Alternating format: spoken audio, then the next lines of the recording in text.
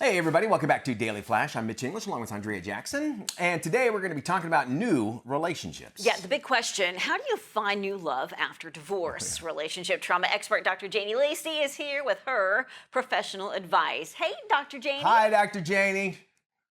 Hello, guys. So happy to be here.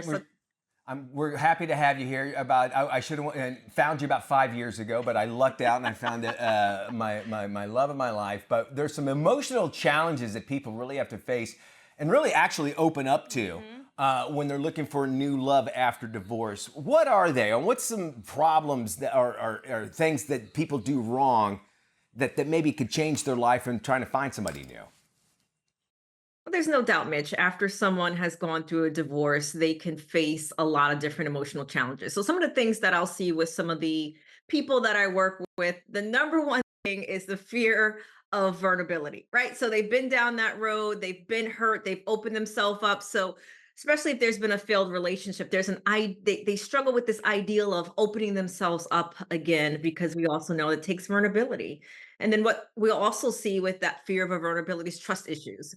And not necessarily about trusting someone else. It's also about trusting their own judgment, because they're like, well, I was in this relationship before, I was divorced, and obviously I didn't pick right. So we'll see that for many times, as well as a couple of other challenges. Like we see people that carry their guilt and their shame, especially if they feel like they were the cause of the previous relationship breakup. So entering into that new relationship, you have to deal with your baggage. And a lot of times people don't truly deal with the baggage that they're bringing into that new relationship. Man, you are just pressing buttons. I'm like raising my hand at everything you said. You're 100% right. And once you get through it, the new relationship really blossoms. This is true. Too. We did some research, believe it or not, Dr. Janie. We sent our folks out to the street. What would you say to this guy? Take a listen.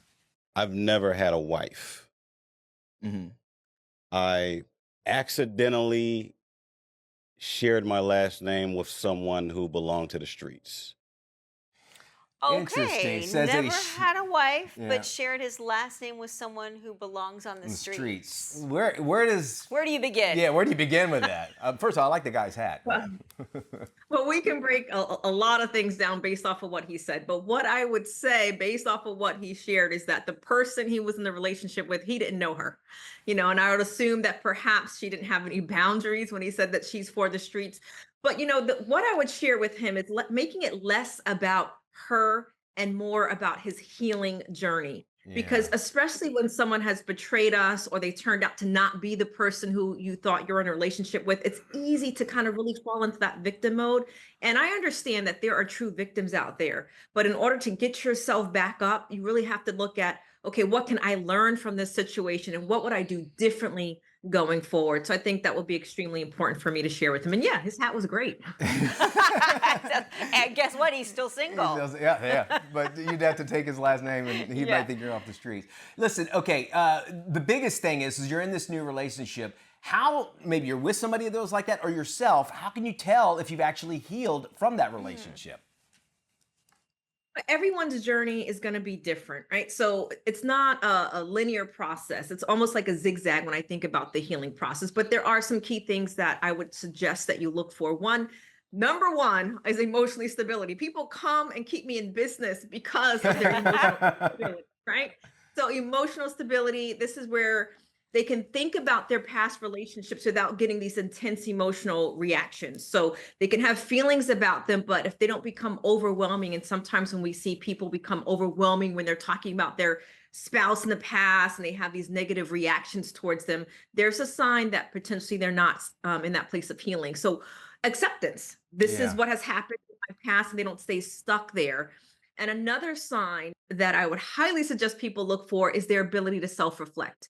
So if they're talking about it's all the other person's fault and they have not taken any responsibility or any level of learning from that relationship, you're probably going to get a precursor to what it's going to be like with that person as far as not taking responsibility potentially.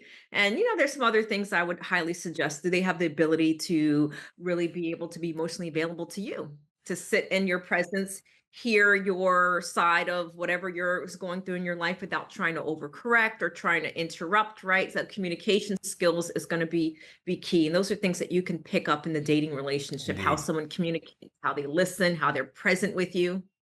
You mentioned a key word there, acceptance. Many people feel hesitant about dating again post divorce, especially if they've been cheated on. What advice do you have for building confidence and re entering the dating scene?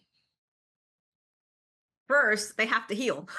Yeah. So before diving back into the dating scene, that they have to go through a process. And I can't necessarily say it has to be going to therapy, but they have to go through a process where they're emotionally on a healing journey, and that can involve therapy. That can also involve self-reflection and simply just giving yourself time. But we know that time alone, right? It's going to be what you're doing in that time, and it's not healthy to get under someone else to try to get over the next person. So really take the time.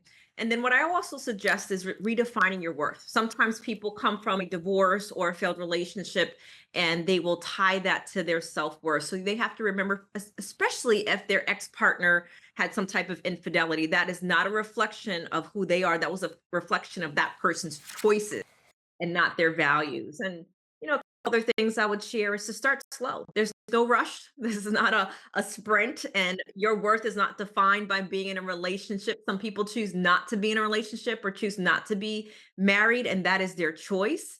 And setting realistic expectations for your life, especially if you have kids and you have a thriving career, right? You have to really understand that not every date will also lead to potential long-term relationship. A couple other things I'll share is just really being honest with yourself and others. Focus on your personal, I imagine find yourself supportive people. Absolutely. Janie, thank you so much. More information about finding new love after divorce, go to our website, dailyflashshow.com, or you can check out janielacy.com. She also has a podcast you want to check out. We're going to have you more because, well, you got so We much to love her say. We advice. love having you on, Janie. Thank you. Thank you.